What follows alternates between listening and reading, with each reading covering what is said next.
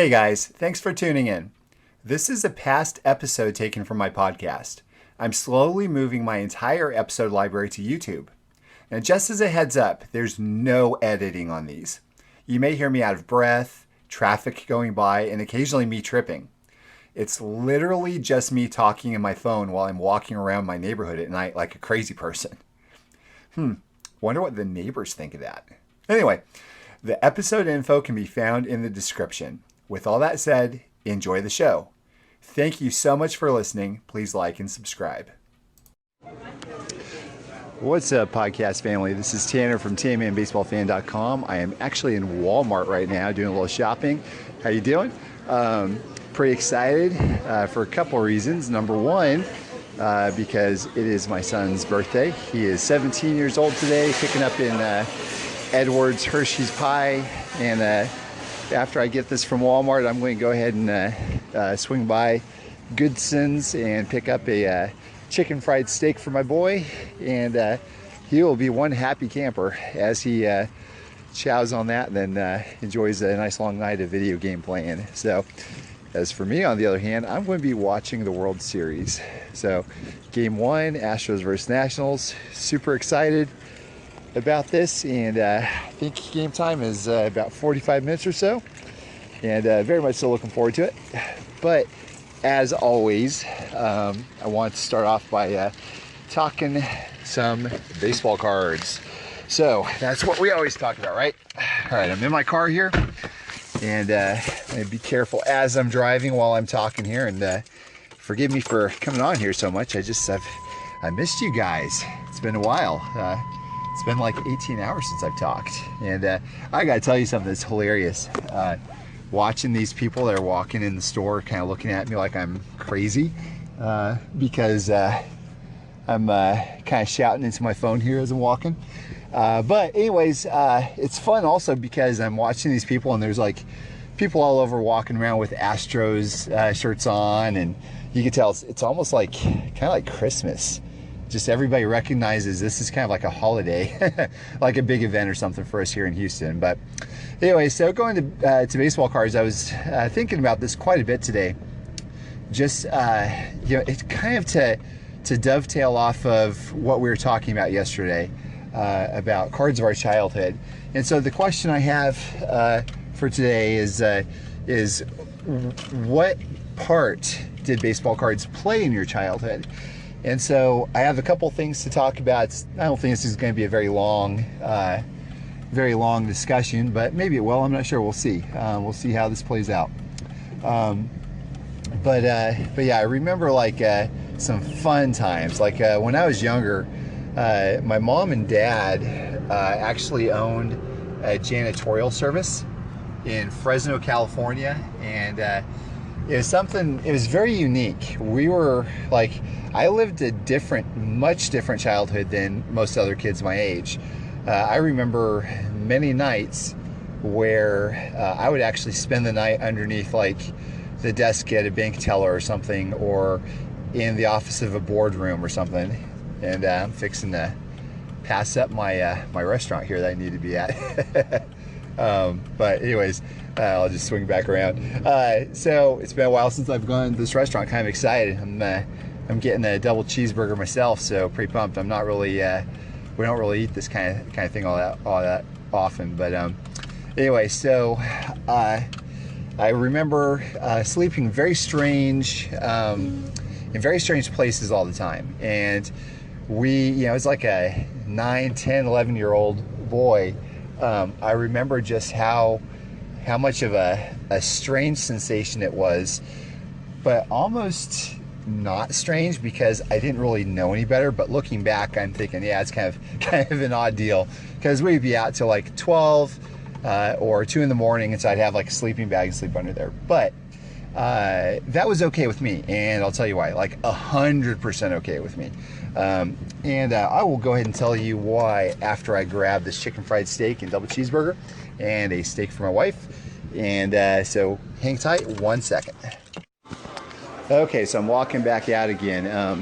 As I was going to say, the one thing that really kind of made this all worthwhile for me to be in these situations is because Mom and Dad I would almost equate it to spoiling me rotten by getting me a box of baseball cards. And so it wasn't just so kind of erase that thought of perhaps this young child that's kind of feeling awkward and upset and everything. That's like having to sleep underneath like somebody's desk. No. Quite the opposite. I was having the time of my life because I would have these. I would have these cards with me to open, and it would be like a box of like 90 Donruss or 1991 tops.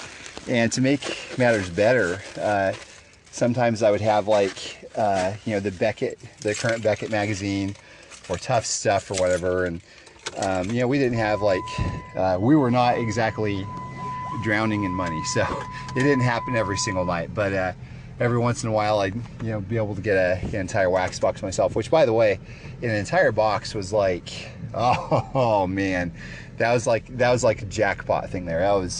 That was Christmas in July if it happened then, and I was just super stoked about getting something like that, because normally we get packs. Mom goes to Target, and if I was lucky, she would go ahead and pick up a pack of A9 Donruss or A9 Score.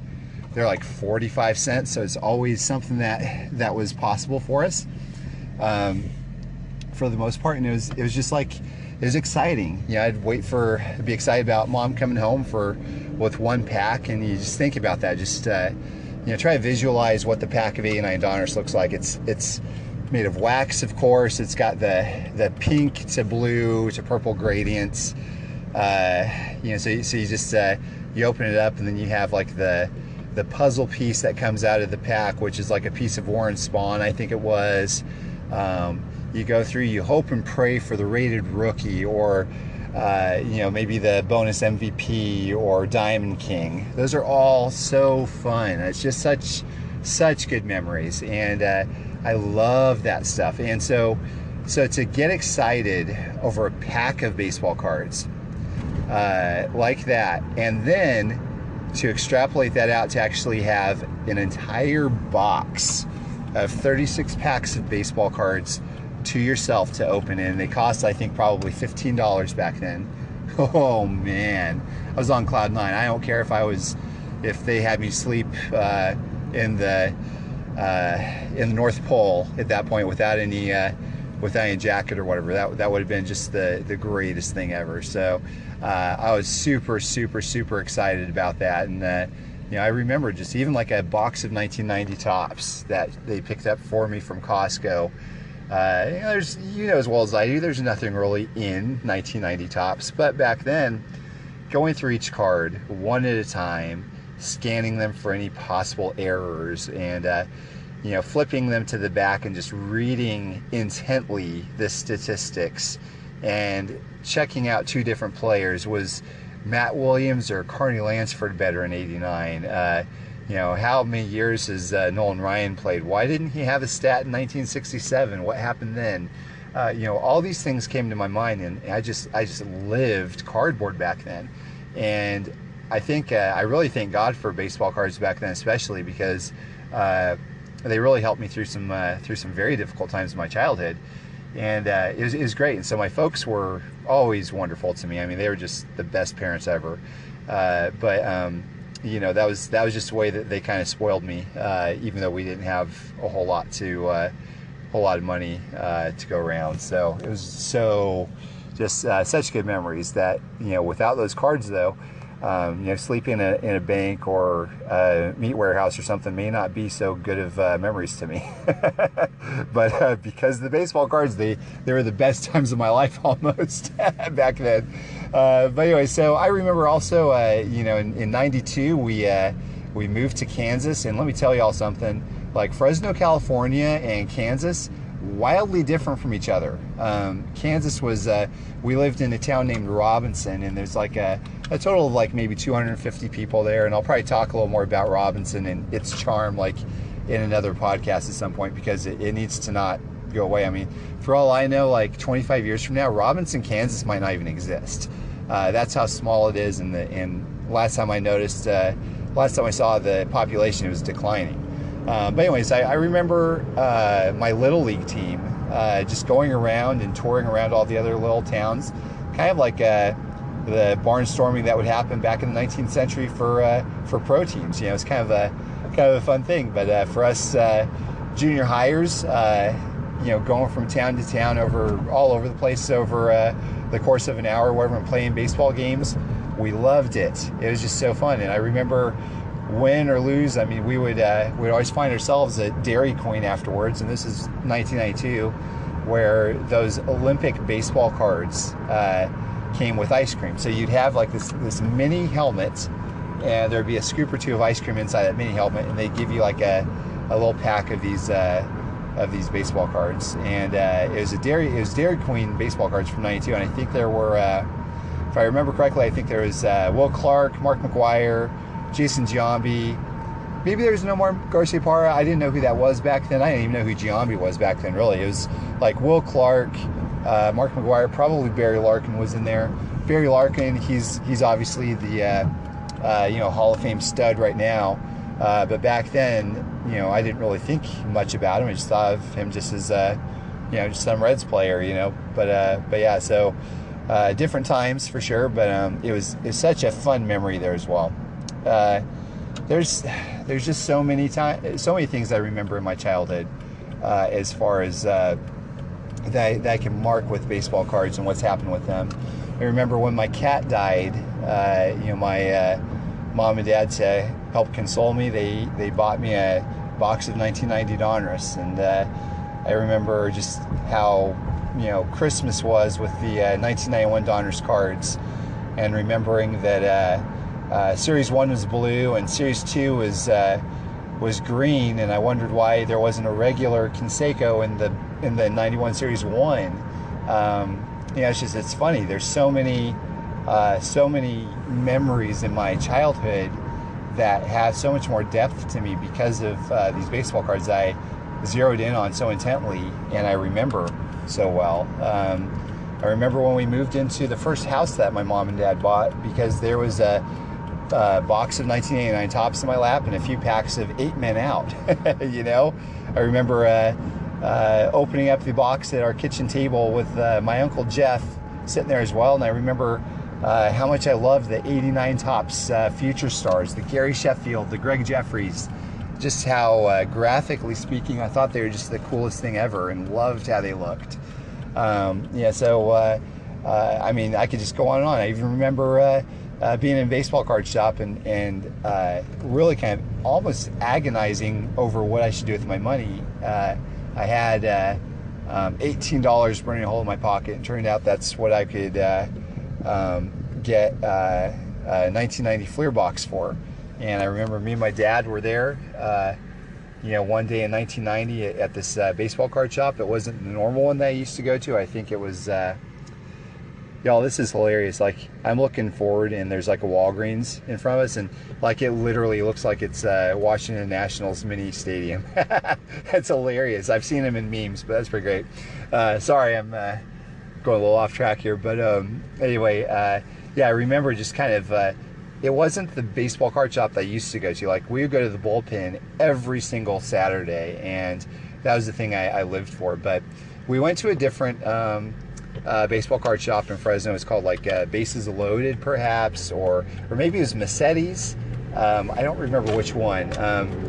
But anyway, so I ended up getting the box of 1990 Fleer. I remember it was a little bit thicker than the others, so I was kind of excited about that. And I remember Kevin Moss and Dave Justice, they were the men back then. You know, they were the guys you wanted to get. And you know, I remember there was a baseball game that was playing in the background of the A's versus the Brewers, and the Brewers were just pounding the A's. You know, it's weird because like this is like almost 30 years ago, and I remember this stuff, and I guarantee you I will not have remembered this stuff had baseball cards not been involved. So maybe that's why I'm so interested in baseball cards, and why I love baseball so much, and why it's so ingrained in me, and why I do crazy things like write books that are called Confessions of a Baseball Card Addict. I don't know, but you know, they were the things I looked most forward to as a child. And interestingly enough, I mean, as far as hobby stuff goes, like anything outside of, family and everything, the most interesting thing to me, the most intriguing thing to me in life is baseball cards again.